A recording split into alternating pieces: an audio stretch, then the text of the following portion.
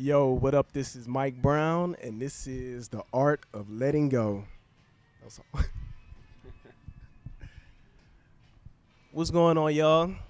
As promised, said we're going to have a guest every day of, not every day, every week of August. We got our first guest.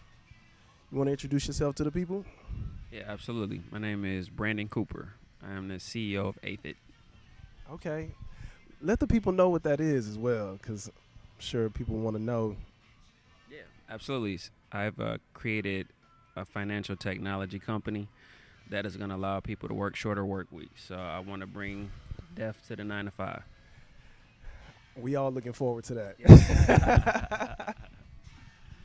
Man, so I brought you on today, and we talked about it a little bit earlier, but brought you on because I wanted to talk about being proud of what you're doing, because I see how you're moving with everything you're doing, and just seeing how I'm moving with what I'm doing, and I really feel good about that.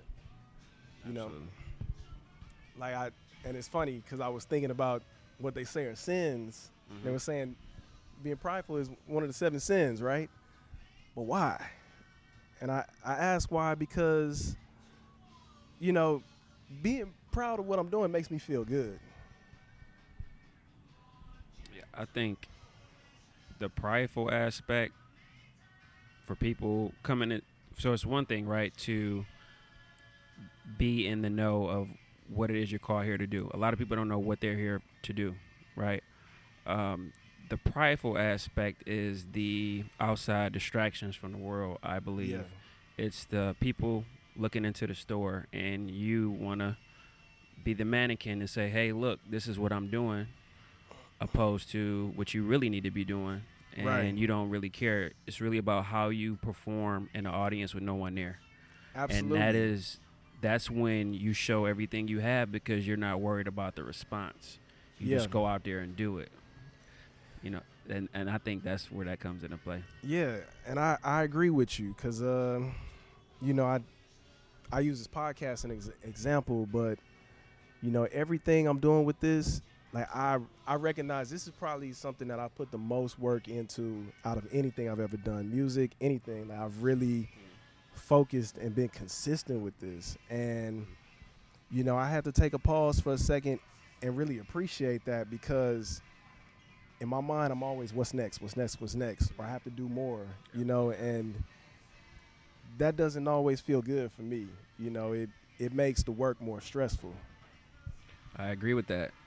It's always more that we could be doing. Absolutely. And we have to hit the pause button at some point and acknowledge the greatness of what we're doing now. There are people I know people that have been doing music, been doing art, have been getting ready to get ready for 10 years. Yeah. And you're doing this here, Yeah. you know, with the art. That's an accomplishment to actually be doing it and setting those small milestones and actually doing it, man. It's great that I'm proud of you. First off, I appreciate that, man. I'm proud of you doing too. it. Thank you, man. Appreciate it. The feeling is mutual. Yeah. Yep. Yeah, man. So I guess a question that I would ask you as a creative, like what keeps you going with what you're doing? Definitely my family, breaking the generational curses. Whew. My son is driving for us. He's happy. He's seen me on TV. Yeah. He's like, that's my dad. He's telling kids that they care. That's my dad. That's my dad. And Yeah. that was special for me, you know. But what keeps me going, keeps me motivated is my past pain. Pain drives me. A very small percent is a little bit of the noise that I talked about. Not to be hypocritical, but you hear noise and people have said certain things about me, and Right. yeah, I mean you're gonna watch, you know. Yeah, for absolutely. what you said to me. Yeah, it's a combination. It's kind of like I was telling my girlfriend, Kobe Bryant named the company 13, and this came towards the end of his career, maybe after he retired. He said, why are you calling your company 13? There's 13 people drafted ahead of him. He's still talking about it. He has 5 championships. You know, Tom Brady, he remembers being drafted 6th round. Yeah, right? Aaron Rodgers got moved in the draft, and it's a humbling experience.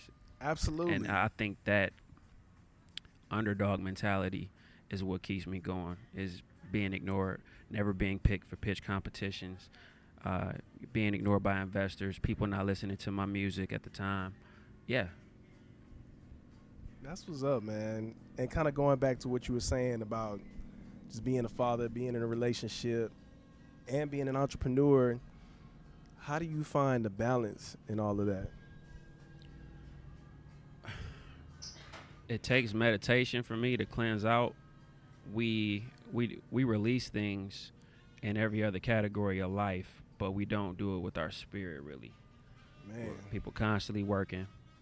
Get off at a certain time, typically 5, 6 o'clock after traffic, especially here in LA. yeah, And then you just want to relax after work, and you have to cook, maybe clean up, and you're already getting ready for the next day. So finding balance is terrible.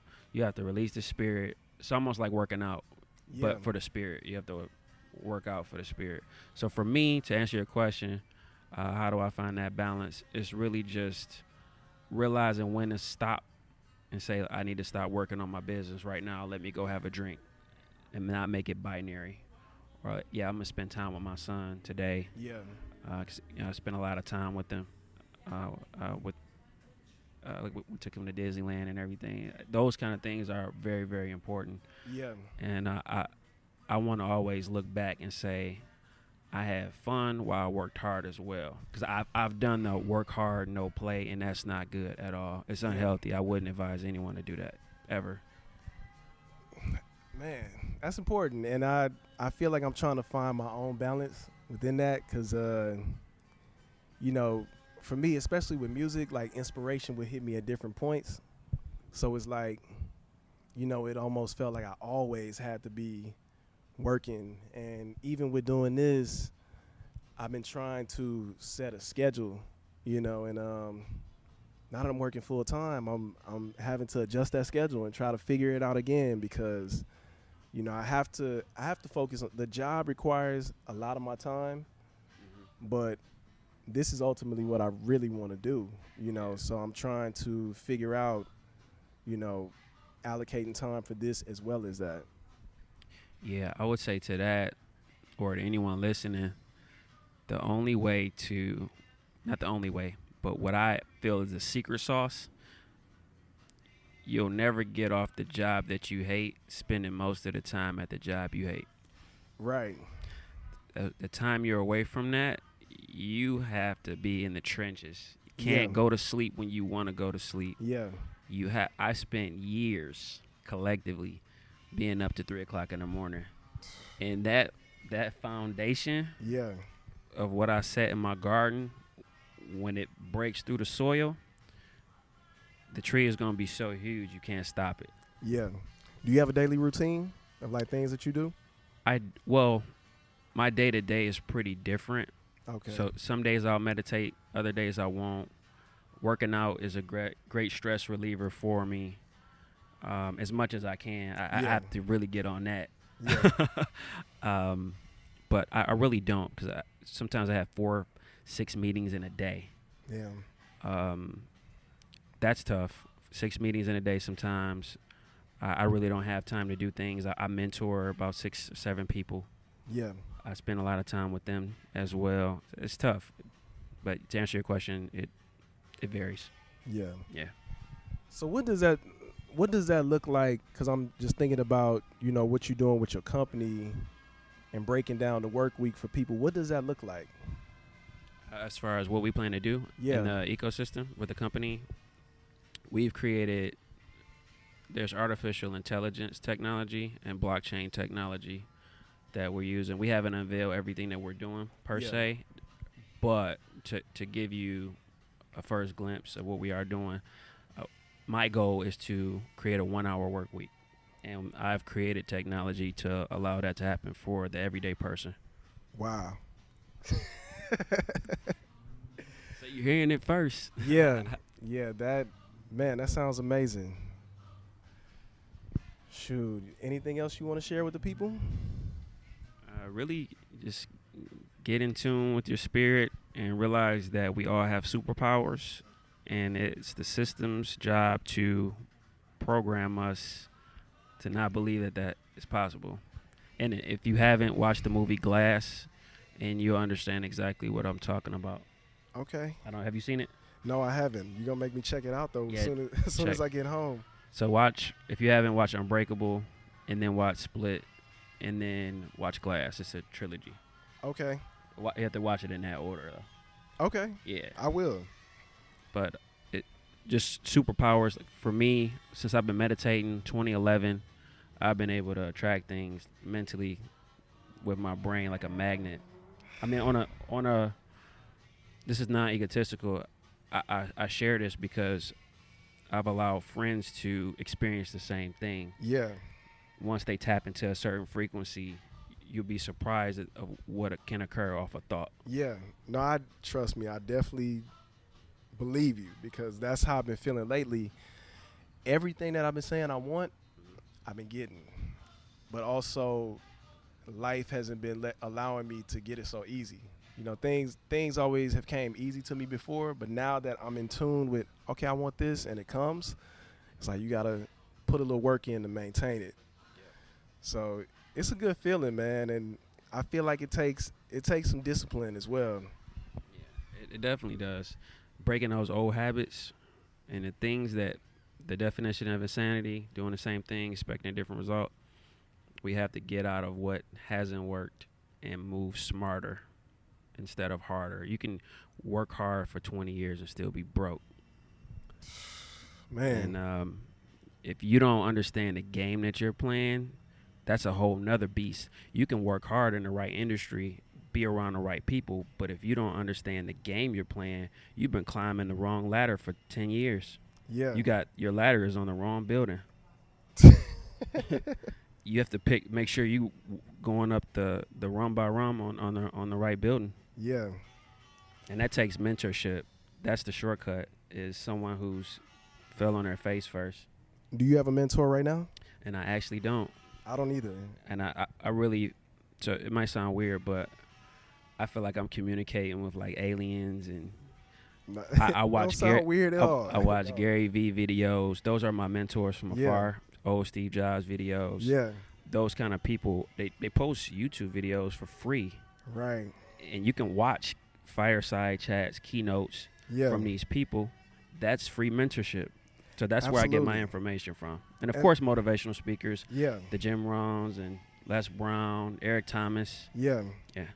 I feel the same way, man. And it's funny you say that, because I've had mentors in the past, and people have told me, like, you know, you need to have a mentor, And in the space I'm in right now, I'm on the same thing. Like, I find what I'm looking for. I don't necessarily have one person that I go to, but I don't know if I need it right now or not, you know?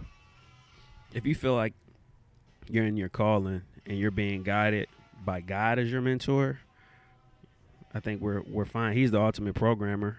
Right. And if you'll know a mentor that you need when that person comes to you, you'll say, this should be my mentor. Yeah. I think it happens that way. But in our line of work, people our color, it's very difficult, because a lot of people don't want to get a playbook over once they cross the line. And I always say, when I get to that point, I never want to be like them. The person that I despise is those who make it and change. And you can help a community from afar. I know, like Nipsey Hussle, he tried to, he was just a little too close and didn't realize how far he really was. Not that you have to feed the community with a long spoon. Sometimes it has to be with a slingshot, right? Depending on where you at. Right. But anyway, not to get off topic. No, it's all good. Yeah. Shoot, I think that's all I have for today. Awesome, man. Well, where can the people find you? Yeah, I'm on Instagram, Twitter, Facebook at Brandon Cooper. The O's in Cooper are zeros. Check me out there. And then the website is aphid.io. Aphid is APHID, and that's .io. So you can check out that on all the social media platforms as well. And then my personal website is aboutbrandoncooper.com. That's what's up, man. I appreciate you coming on the show. I appreciate you having me, man. Thanks. Appreciate it. If you want to find this podcast, you can find it at the Art of Letting Go podcast on all streaming services. If you want to find me, you can find me at Just Mike Brown on all social media. And yeah, it's the Art of Letting Go. Peace. If you enjoyed this week's episode of The Art of Letting Go, please be sure to like, subscribe, and share this podcast wherever you listen to this podcast. If you would like to follow The Art of Letting Go, you can find us at The Art of Letting Go podcast on all social media. You can also reach out to us at The Art of Letting Go podcast at gmail.com. If you'd like to find me, Mike Brown, you can find me at Just Mike Brown on all social media and PrimoMiguel.com for all my artistic endeavors. Thank you for listening to this week's episode, and I'll see you next week.